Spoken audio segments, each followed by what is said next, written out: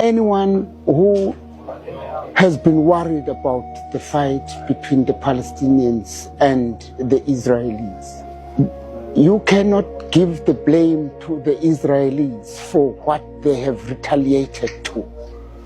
Retaliation comes from brutal actions that came from the Hamas, from the people who call themselves revolutionaries.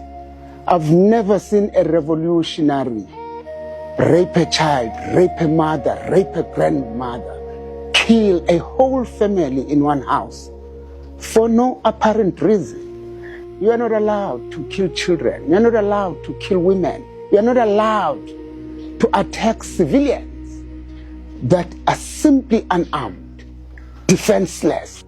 If this had happened to my people, a cruel man like myself would wipe out everything in Gaza. What parent, what leader would do nothing, sit back and fold arms when the children are dying from criminals, from people who want the world to see them as people who fight for a very fantastic goal? These guys have no mission, have no goal. They're simply criminals who must be brought to justice.